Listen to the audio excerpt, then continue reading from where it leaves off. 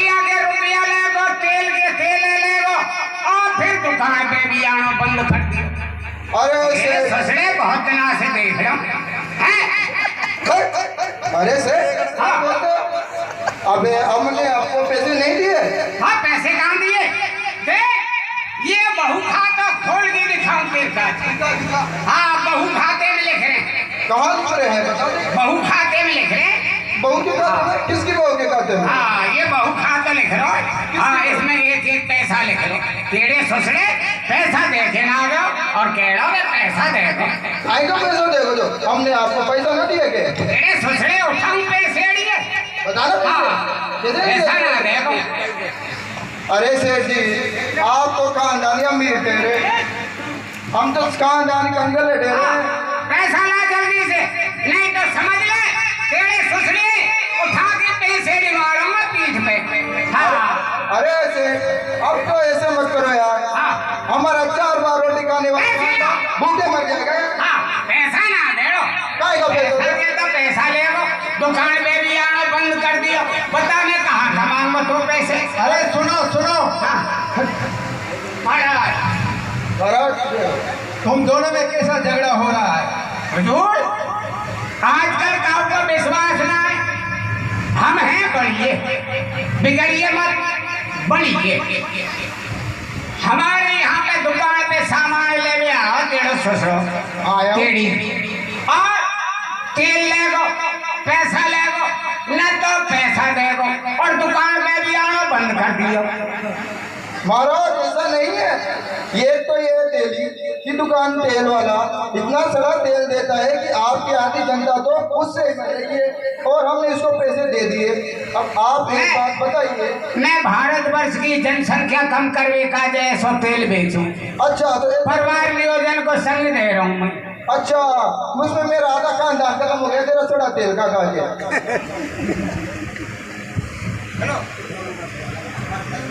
तुम दोनों का फैसला महाराज करेंगे। चलिए महाराज, हम तो ईमानदार आदमी हैं। हाँ चलिए। महाराज के दरबार में पहुंच गए तो तेरे ससुरे महाराज का मेरे संग में गलत करेगी। मैं राजघराने को सेठ हूँ, पैसा दरबार में पटे हो। देख लेंगे तारी तो ईमानदारी।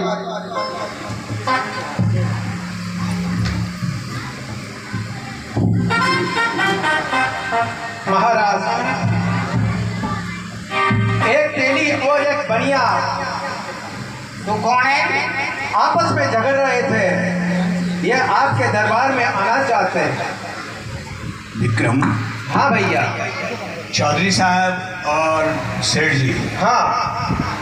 क्या नाम है उनका? उनको बुलाओ और सम्मान से बुला के लाओ। ठीक है, चलिए। महाराज की जय हो, महाराज की जय हो। महाराज, मैं आपकी जनता को सोडा तेल बेच के मारने वाला एक छोटा सा तेल का व्यापारी। चौधरी साहब, आप हिंदू हैं या मुसलमान? वैसे तो पता ना है, लेकिन मैं मुसलमान हूँ वैसे तो। हाँ, वो मूछों से तो नहीं लगते हो, मूछें आप यूं कर रखे हैं और ये माथे में इस तरह से लगाते हैं। हमने तो तिलक लगा रखा है। नकली मुसलमान तो नहीं हो?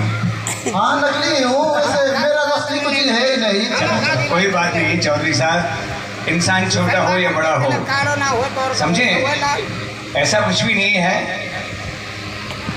मजहब जुदा जुदा है, मजहब जुदा जुदा है, सिला सबका एक है। हिंदू हो या मुसलमान, खुदा सबका एक है। कोई बात नहीं। चौधरी साहब, आज अचानक यहाँ दरबार में आने का कारण? महाराज, ये आपके राज्य का एक तेल बेचने वाला से हम जैसे गरीबों को लूट रहा है। यानी आप लोग इनसे लेन देन करते हो? जी महाराज। आपने कितना रुपए लिया इनसे? हमने इनसे रुपया नहीं लिया, हमने इनसे इनका सड़ा हुआ तेल लिया था। वो तो वही बात हुई भाई, तेल की जगह आपको पैसा देना पड़ता है ना। सेठ जी, सेठ साहब, बयान पेश करो, कैसे आए हो? हुजूर, मेरी दुकान पे से तेल ले जाए और छोड़ी हुई शादी में यहाँ पे 65 लाख रुपया ले गो, ना तो पैसा लौटाए और ना ही तेल के पैसा दिए, आज तक वापस ही ना आए। मारी चोरी तो 2 बार प्रण के 3री बार नाते चली गई। किस बात के पैसे दूं मैं इसको? अब हुजूर हम तो गरीब आदमी हैं, पतली दाल के खाने वाले, बताइए क्या करें ऐसे के? हमारा तो खजाना ही खत्म है क्या? सेठ साहब जी सुनना गौर से, ये हाड़ौती क्षेत्र के लोग हैं, वो जिन के करीब हैं, ये बेचारे पढ़े लिखे भी नहीं हैं, लेन देन में भी आपके बराबर चतुर चालाक नहीं है। वो कह रहे थे आप समझे इनकी भाषा में कि 2 बार बच्ची की शादी कर दी, नाते चले गए, ये भोले भाले हैं, इनको यही पता नहीं कि क्या कहना है कि दरबार में हूँ। कोई बात नहीं, अनपढ़ है, पर सेठ साहब आप तो पढ़े लिखे हो, सच बताओ क्या झगड़ा है? हुजूर झगड़ा किस बात का? तेल ले जाए, पैसा ले जाए और दुकान पे आना भी बंद है जाए, तो बताओ पैसा कहाँ से पड़ जाएगा? पैसा देना कितने पैसे? 65 लाख रुपया छोड़ी की शादी में लेगो और 65 किलो तेल है। 65 लाख रुपया? हाँ ब्याज क्या है? नहीं, आपने बही में लिखा तो होगा। टका ब्याज है, टका का ज्यादा किसी से लेता नहीं है। टका का मतलब 100 रुपए में 1 टका। भाई 1 टका का मतलब समझा सकते हो आप हमें? 1 टका? हाँ। हुजूर 1 रुपया है। 1 रुपया सैकड़ा। हाँ। तो तेरे कितने 65 लाख हैं? हाँ। 65 लाख का ये 1 महीने का कितना हुआ? तुम संभाल लो हुजूर, मैं तो गरीब आदमी। हाँ। तुम सेठ हो।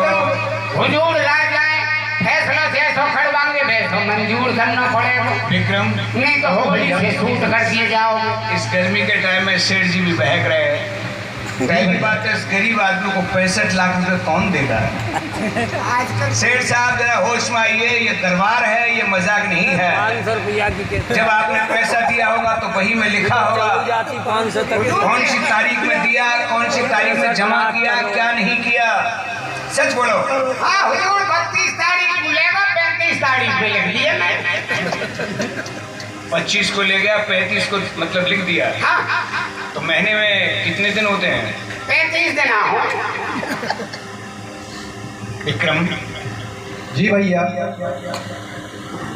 चौधरी साहब, महाराज ये बुजुर्ग हैं, हमारे उज्जैन के महानगर सेठ हैं, और कोई कोई बात में ये भी नहीं समझते।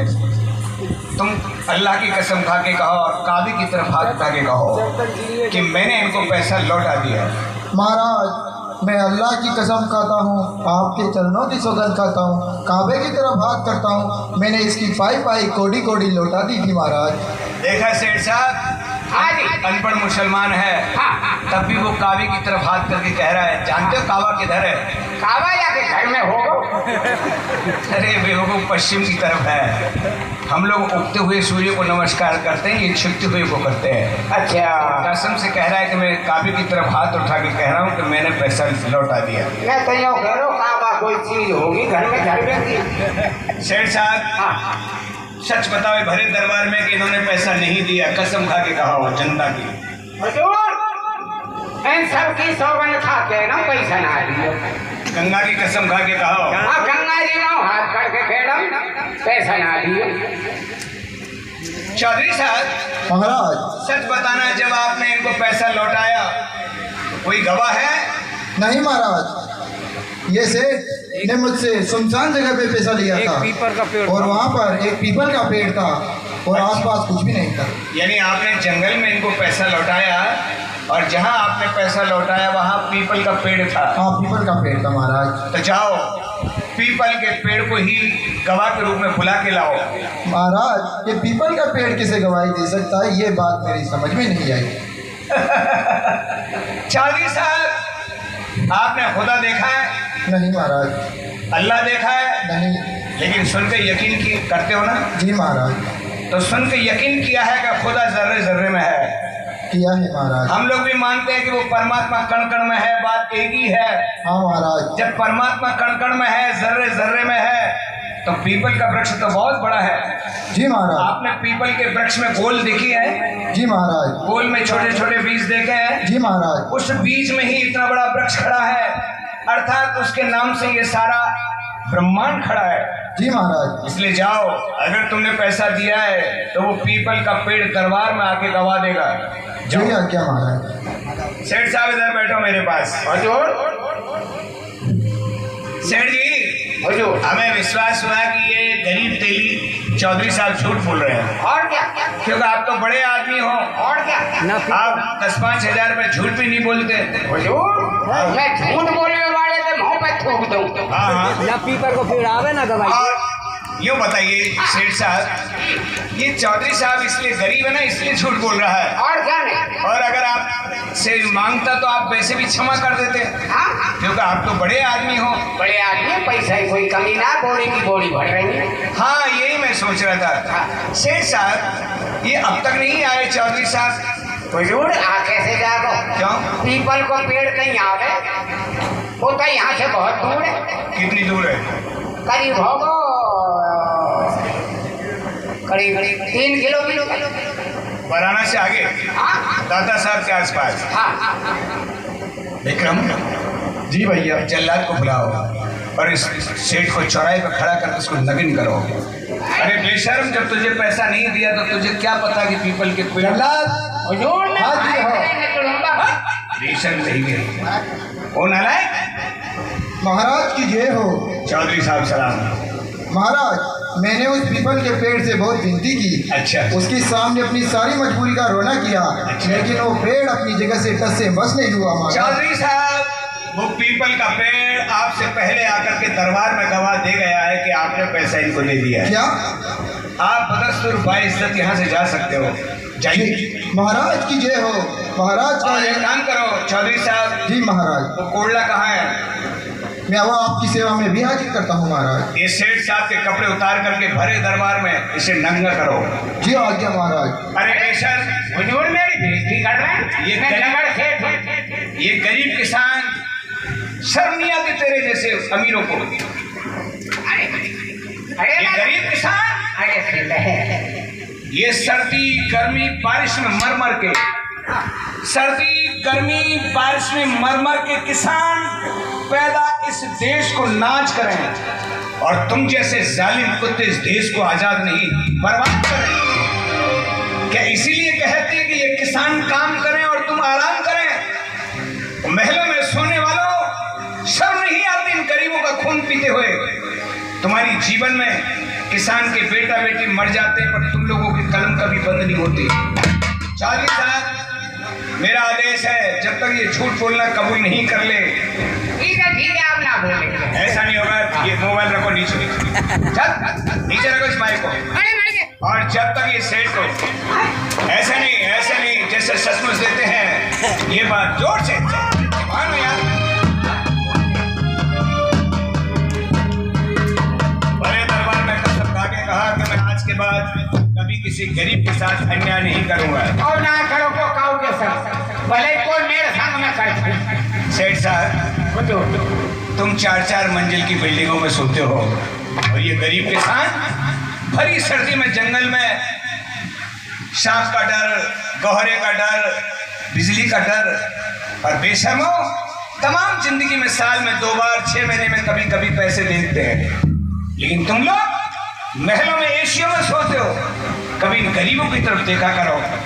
सेठ साहब, काश अगर तू बुढ़ा सेठ नहीं होता तो मैं आज तेरे जन्म बच्चे को कुल में पिलवा देता।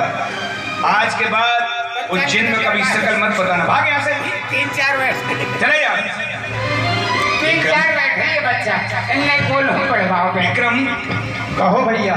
ऐसे बेशर्म इस दुनिया को, हमारे भारतवर्ष को जलील करने वाले हैं, इन पर कभी भी ऐसा विश्वास मत करना। ठीक है भैया। हमारे दरबार में कौन आ रहा है? सामने से देखो, कोई 2 आदमी आ रहे हैं। विक्रम, इस जीवन में अच्छे लोग बहुत कम मिलते हैं। दुष्ट लोग दिन रात जिनकी कलम चलती है, गरीब किसान का खून पसीना खून बन के तन बदन में, सिर का पसीना पैरों में आ जाता है, लेकिन इन लोगों में दया नहीं होती। महाराज, हम छुट्टी के लिए कुछ दिन घूमने जाते हैं। अच्छा अशपाल जी। हाँ। अशपाल जी, आप ब्राह्मण हैं, और मैंने आपको कहा था कि हम ब्राह्मणों का सम्मान करते हैं, हम ब्राह्मणों से काम नहीं लेते, लेकिन जो तुम्हारी कला है इस मेरे भाई को सिखाओ। जाओ ठीक है। विक्रम, आप मेरे साथ चलो उज्जैन में महाकालेश्वर के मंदिर में बैठ के तपस्या करेंगे। ओ मेरे शंकरा भोलेनाथ, ओ मेरे शंकरा भोलेनाथ।